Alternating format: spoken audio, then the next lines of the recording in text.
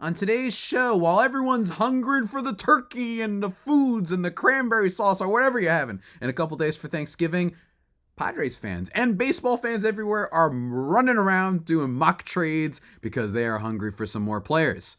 And one of them is Dylan Cease. Does he fit for the Padres? Let's talk about it.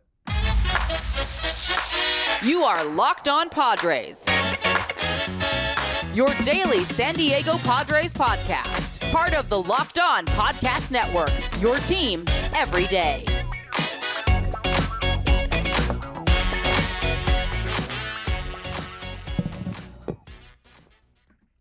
Greetings, ladies and gentlemen, and welcome to another edition of Locked On Padres podcast, which is part of the Locked On Podcast Network, your team every day for Tuesday, actually, November 21st. As always, I'm your host with sometimes, occasionally, but certainly not always the most, Javier Reyes. You can follow me on Twitter at Javipeno, Javiipeno, or at LO_Padres.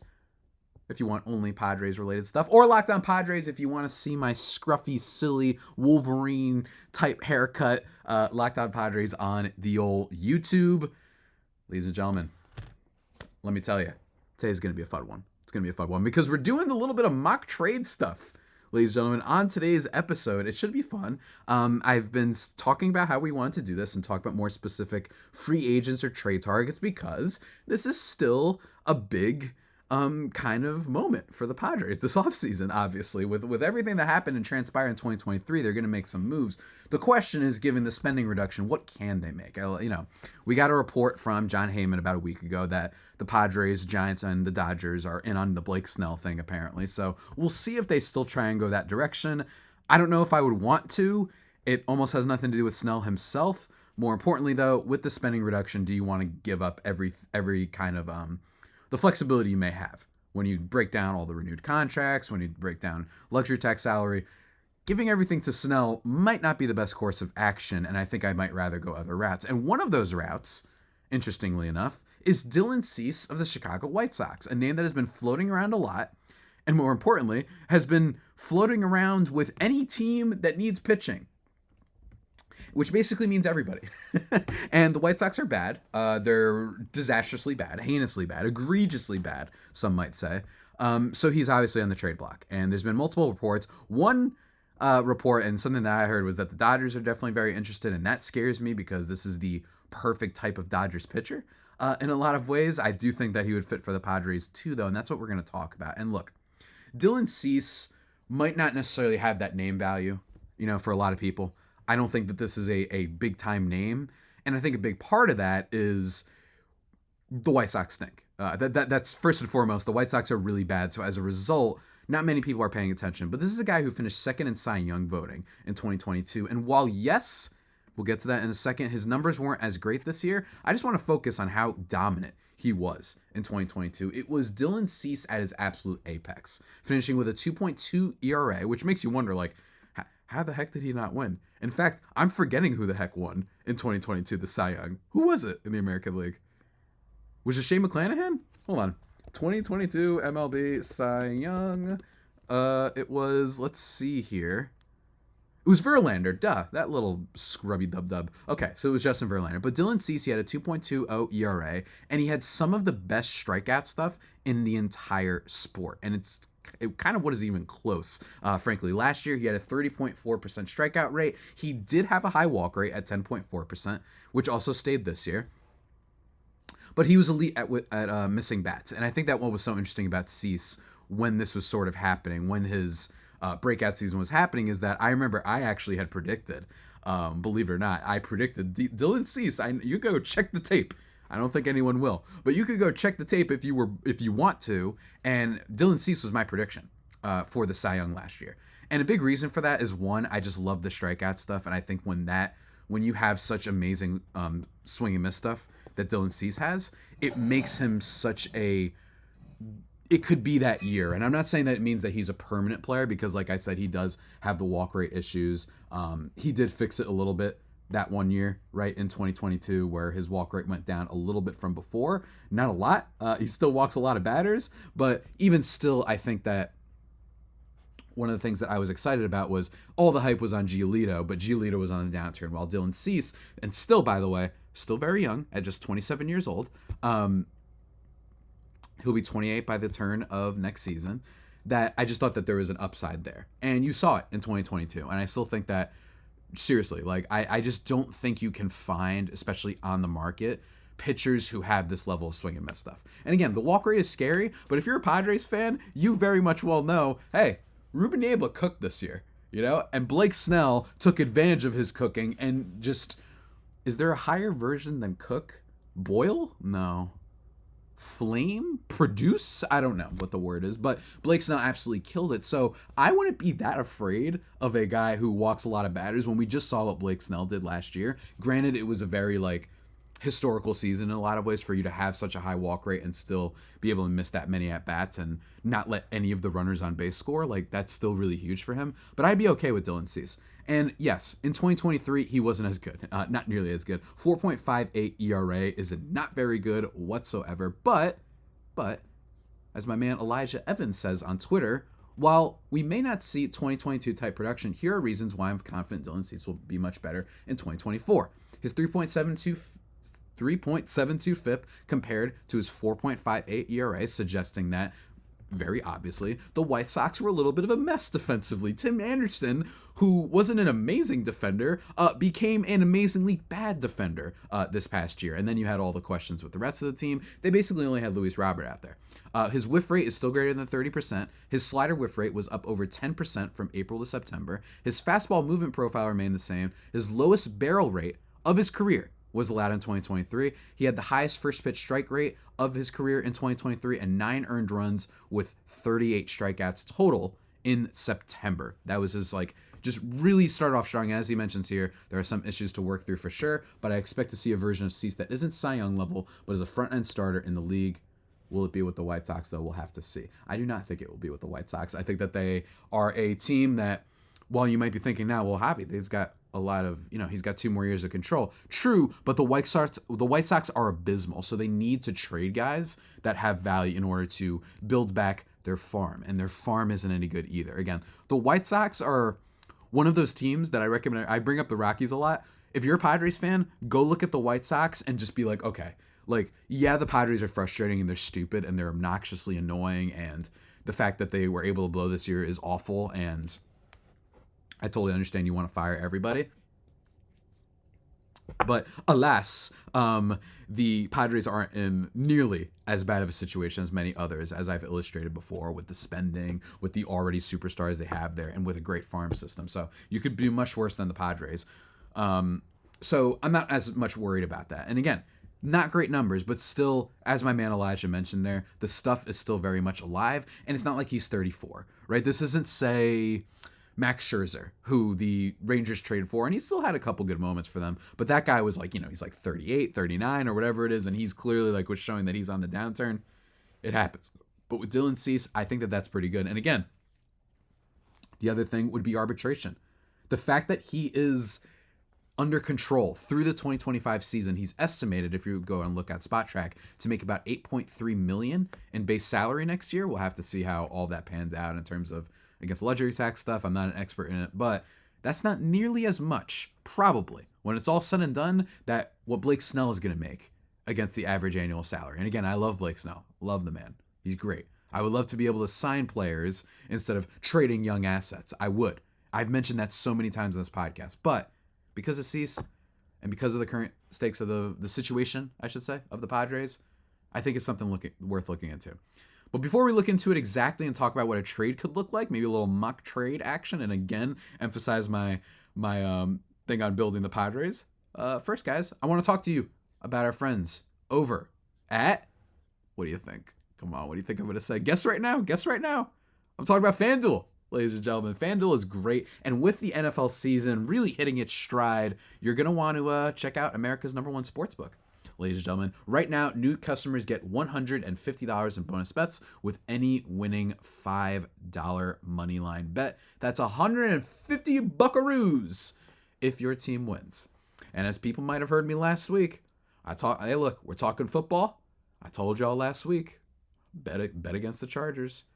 I'm telling you, just keep doing it. They play in the Ravens Sunday night.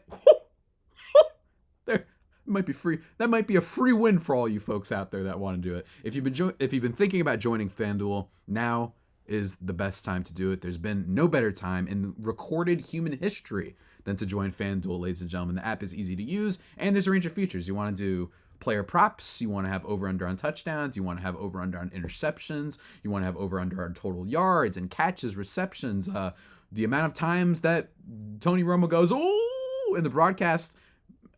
I don't know if they have that part, but they have a lot. Trust me, they have a lot. They've got player props, over-under, spreads, and much more. So, ladies and gentlemen, again, visit FanDuel.com/lockedon and kick off the NFL season. FanDuel, official partner of the NFL.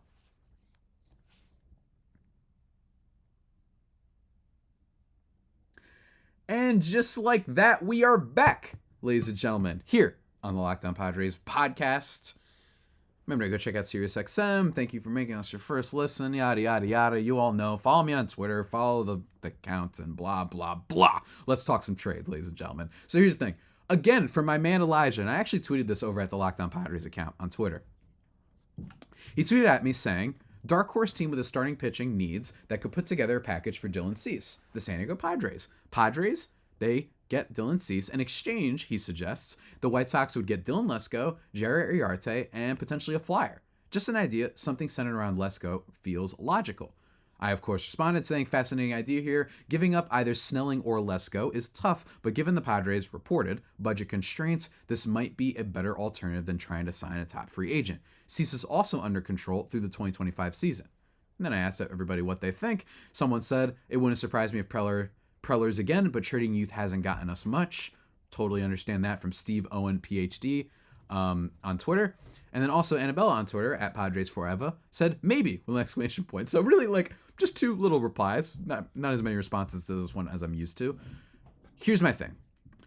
There's a good amount of people who've long listened to this podcast and long followed me that is to be like, Javi, haven't you been telling us that we need to stop trading prospects like every 5 seconds and every time they become available and blah, blah, blah, blah, blah, blah? I think that is true. You would be right. I would be a little bit hypocritical here. However, my big thing with the team has been the locking people in and the big contracts. So for example, if you were to trade for a player that's making a lot of money, or if you were to trade all the assets you have left for a young player and then not couple that with the extension, that to me is weird, right? And instead you start signing other guys. Again, none of the moves in a vacuum are bad. I like all of them, even Bogarts. Heck, I'll even defend the Mike Clevenger trade in front of you guys. I promise you, I will defend most of AJ Preller's moves. It's just that all of them happening at the same time has essentially, like, ostensibly got them in this position. Sorry about that sound there. That they're in right now. And with that, I just think that with Dylan Cease not making as much money against the cap because of the arbitration, because of the control, that'd be pretty good. And by the way, if things go awful and he has a good season, you could just trade him elsewhere and then potentially get some stuff back, because at, like, let's say at the deadline, you'd still have a whole nother year of Dylan Cease. And there's plenty of teams that could probably give you something and you'd be like, okay, don't have to worry about that. At least we got something back. Let's reset. Let's regroup. And I don't mind that necessarily. I will say that with the Padres, this is also assuming that they don't bring back Blake Snell. If they bring back Blake Snell for whatever reason, if they somehow are able to afford doing that, then yeah, you don't need Dylan Cease anymore. And yes, I also prefer the route of, let's take some flyers. You know what I mean? Like, let's take some flyers on guys like, you know, Frankie Montas or Luis Severino, reclamation projects, and bring back one of Lesko or Waka. Hope that Darvish is better. You're going to get Musgrove back next year. It's not that bad of a rotation. Like, I don't think the Padres are at, and I've talked about this before, I like grouping starting pitching needs by DEFCON, because every single fan and every reporter is always like, well, not necessarily reporters. Everyone's always like, oh, but we need an ace. We need more pitching. Every team needs more pitching. It depends how much, though. For example, if you are the Baltimore Orioles, that team probably has higher priority for starting pitcher right now. I know Kyle Bradish turned out pretty good for them, but that's basically it. Right, so that team's on like a DEFCON 2, DEFCON 1. I think the Padres are like DEFCON 3 or 4. Like, they do have good starting pitching, and things could shake the right way. And you still have Ruben Yabla, you still got some good prospects, so I don't think they're at like DEFCON 1 or anything. The second point, and mentioning, that someone said here, and also responding to my man Elijah, just some responses they said. Why would the Sox accept this? At Rama Murdy said, no, too much. Someone else said, no, thank you. And someone says, if I'm the Padres, no way I'm doing that. Here's the thing. I love Lesko and I love Robbie Snelling. Those are top-level prospects, but, as a lot of listeners and a lot of viewers always yell and tell me, they're prospects. They're not guarantees. Dylan Cease ain't no scrub. And, more importantly, I think you could give up one of them if you're getting a really high-caliber pitcher like this. Let's remember that it's not like the prospect system for pitchers for the Padres has always turned out all that great. You know what I mean? Like, the most success, the last pitching prospect that they developed and everyone was excited about was like either Adrian Morejon, Ryan Weathers, or Chris Paddock. All of those guys fell off a little bit. Although, I don't know if y'all looked up, Chris Paddock was throwing a little bit harder. Y'all see that? I'm a little curious. I don't know. I'm a little scared that someone might have figured something out with Paddock or old man the sheriff. So I think that it's important to take that into account, right? I wouldn't be that opposed. Now, here's the thing. If you were to make this trade, and I talked about this a week ago, it also would mean you cannot trade Juan Soto then. It means that you are really going for it next year. And I'm totally fine with that.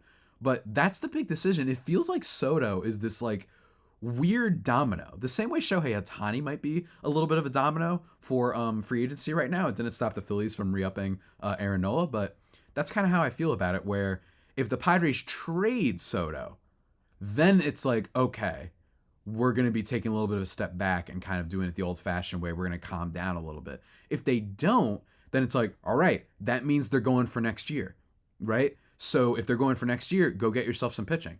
Go get yourself some guys that are going to make sense for next year. I talked about this last week as well with the potential for Devin Williams or Brandon Woodruff, right? Like I talked about both of those guys. Devin Williams and someone else. Corbin Burns, my apologies. Brandon Woodruff's out for next year.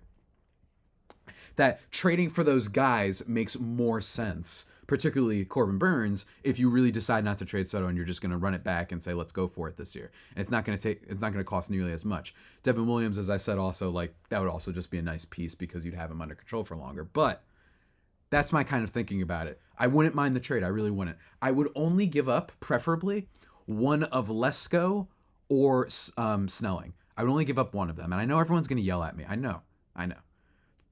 Possibly maybe why I'm putting out this episode a little bit late. My apologies. Where it's like, I don't want to get yelled at. I don't hate it, man. You get arbitration for 2 years. My issue would be if Dylan Cease has a great year next year, do not then immediately try to re-sign him. Because you did that with Darvish, and look where we are. I know Darvish is separate. He's a little bit older, but that would be my issue. And again, I know it means that Dylan Cease would be locked in there. But then your rotation could be Musgrove, Darvish, Cease, one of Seth Lugo or Michael Wacha potentially. Then you take one of those reclamation projects I mentioned earlier. Maybe spread out the money elsewhere, like with your bullpen. Get some better relievers. I like the Enyel De Los Santos move, but go out, retool the bullpen, get yourself some. I'm not saying a big time bat, just like a Garrett Cooper type bat. I know that doesn't excite everyone, but that stuff adds up, man. So I kind of like it. I like it if we're talking about winning next year. And also, one thing Preller and company keep doing is producing prospects. So I wouldn't be that freaked out. So let's say they said, we'll give up Zavala, we'll give up one of Snelling or, what's his face?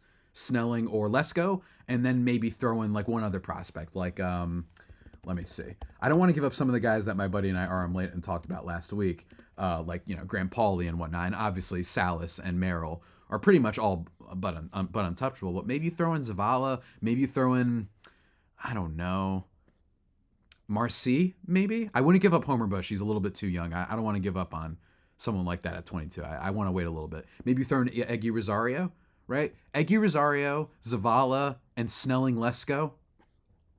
I could see it, and then maybe throw in one more, like a Lizarraga or something like that, right? Like, just give up some pitching prospects and Eggy Rosario, like I mentioned. I kind of like that deal. I kind of do. Because then, like I said, because of the arbitration, because of the control, it will not cost nearly as much as basically every other team is going to be spending on starting pitching. You already saw what Aaron Nola got, and Aaron Nola is like the least trustworthy starting pitcher in the league, practically. He's a good pitcher, don't get me wrong, but you never know what you're getting from him. So if everyone wants to look at me and say, oh, well, you don't know what you're getting here, hey, I think that I would like that. Think about it. you'd still keep one of Lesko or Snelling. You'd still be like, all right, let's let them cook. And then you'd still keep your Merrill and your Salas. You'd still have some good ammo there. You still have some underrated guys like Graham Pauley. You still have Adam Mazer. You still have Dylan Head, Homer Bush, like some exciting prospects, and you know that they're really good at developing them. Preller seems to have an almost unparalleled eye for talent, which is why I wish that was more of his job instead of the major league moves that he keeps messing up a lot of times. But I would like that.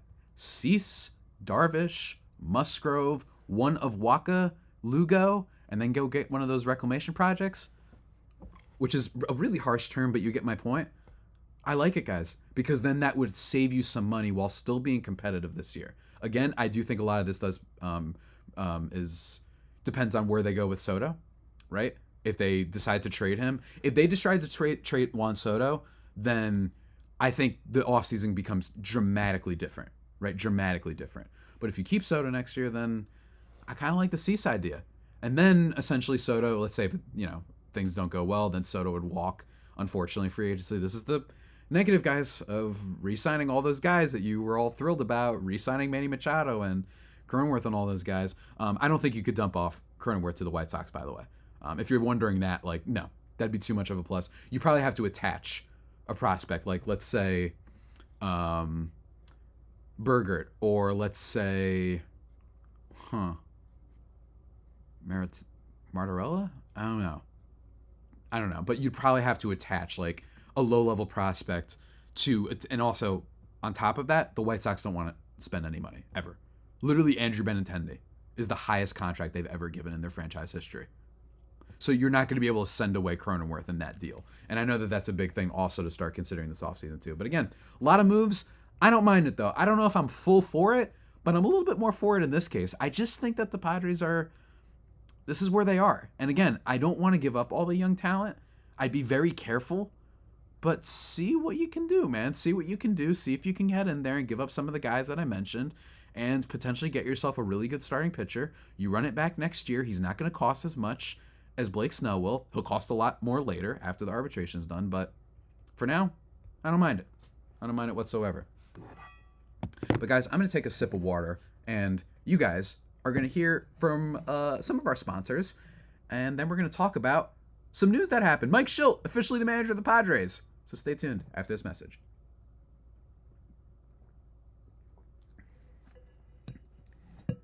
And just like that, we are back, ladies and gentlemen, here on the Locked On Padres podcast. Arguably the podcast where Javier Reyes solidified himself as the greatest hypocrite in the history of Padres baseball discourse. Javier, stop giving up all the assets and this and that, and now you want him to do it for Cease. Well, you know what? Maybe I do. Maybe I do just a little bit, just a tiny bit, maybe. And again, I also told you I'm totally for letting Snell walk and just saying, let's take a bunch of pot shots at some of the free agent starting pitchers. I'm totally up for that too.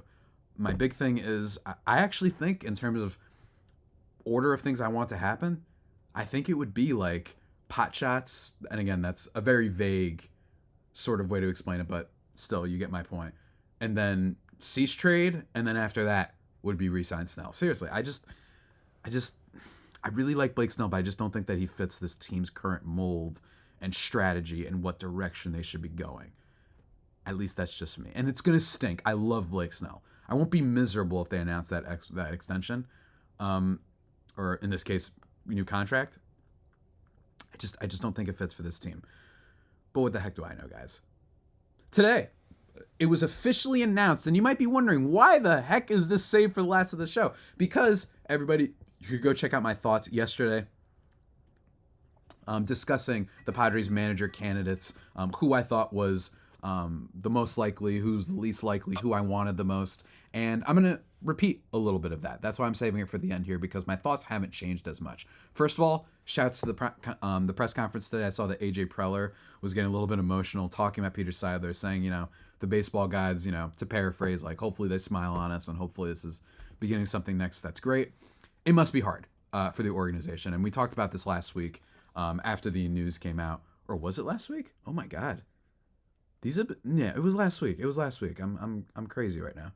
My bad, guys. But I really do think that would be my my thing, is if I'm a Padres worker, it must be really tough these past few days. And, it had to be done. It was expected that this would happen before Thanksgiving, and it did. And they hired Mike Shildt, who, if anyone listens to that podcast, I ranked in order from least favorite to most favorite, was Ryan Flaherty last place, then Phil Nevin, then Benji Gill, and Mike Shildt were my 1A and 1B. I really like Benji Gill. I think it would have been a really fun hire.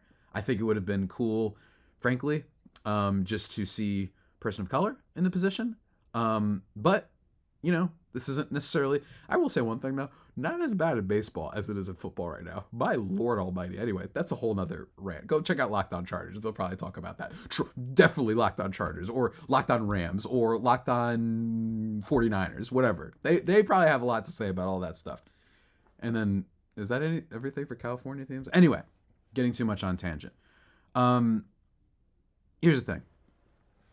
I rank Flaherty last because that stinks, that reeks of front office extension.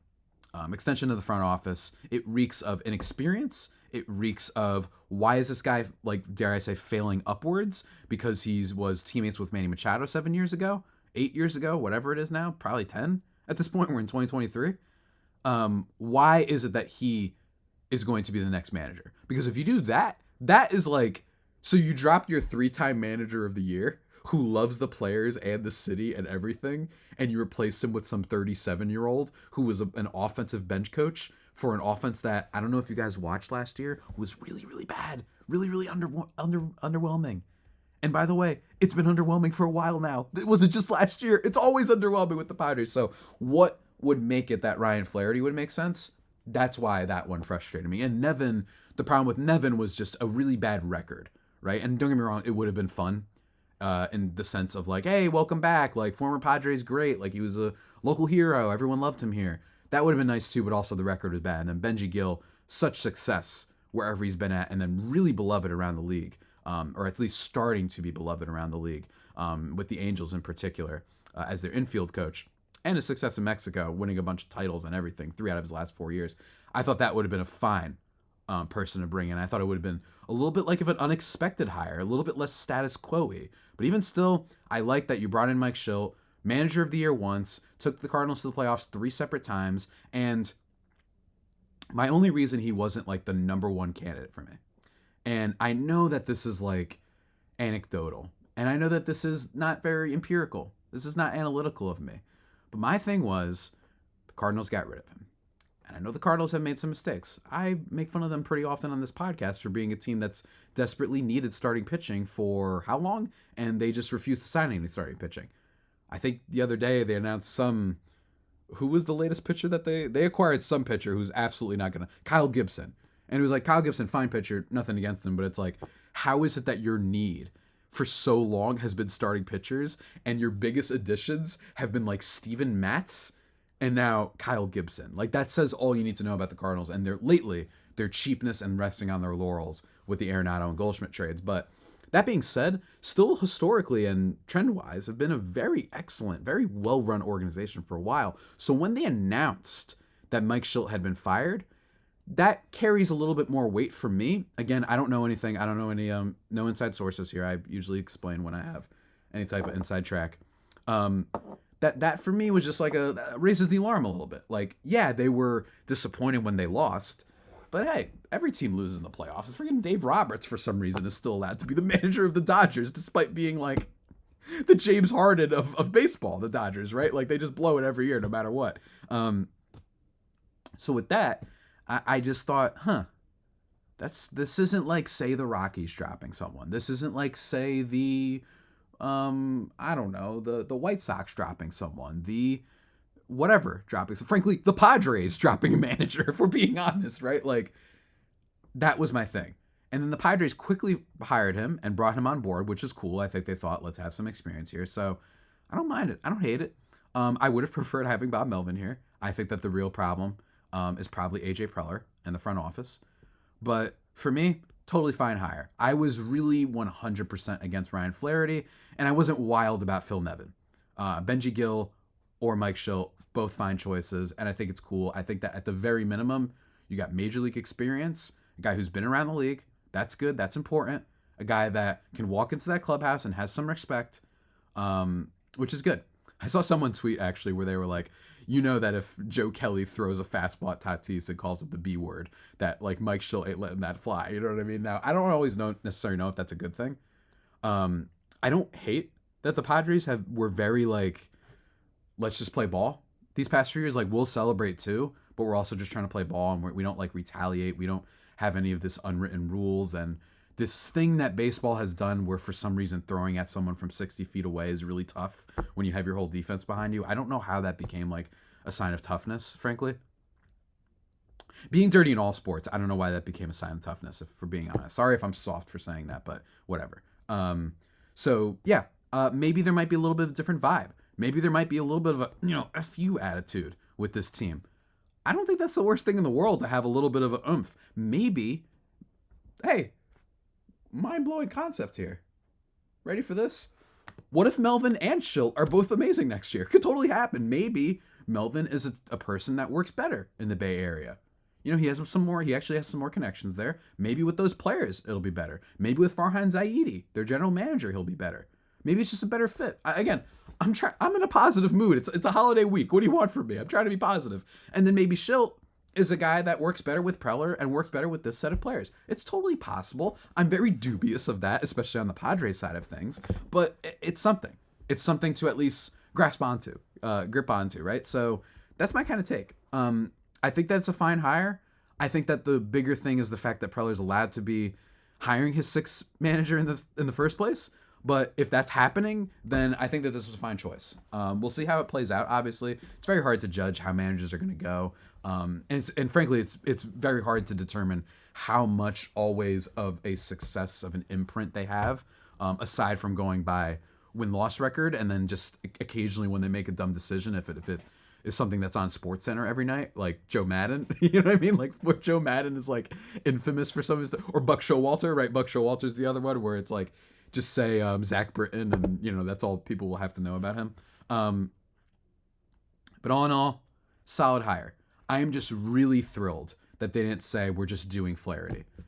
You know what I mean? Like this is not the team that has the wiggle room and the time to take their time. You know what I mean? When it comes to a manager and be like, let's just have Ryan Flaherty's the type of guy that should go be the manager of the White Sox or the Rockies. Right? Like not a team with all these huge personalities and you're just like, oh, well, he's teammates with Manny Machado, so this will work, right?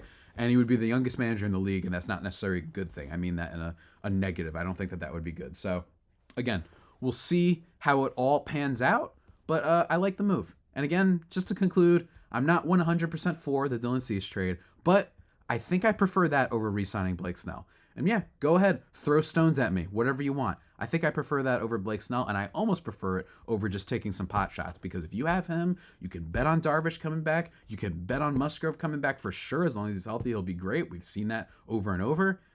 Then you bring back Snell or Waka.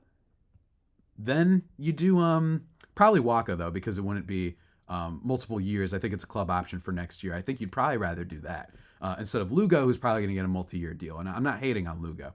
But something tells me if Steven Matz, who I brought up earlier in this podcast, if he can get like 4 years, 40, then Lugo could get that. I would prefer having like a little bit more flexibility. So it would just be like, cool, we have Waka for 1 more year, and then you go sign Severino on a 1-year prove-it deal, right?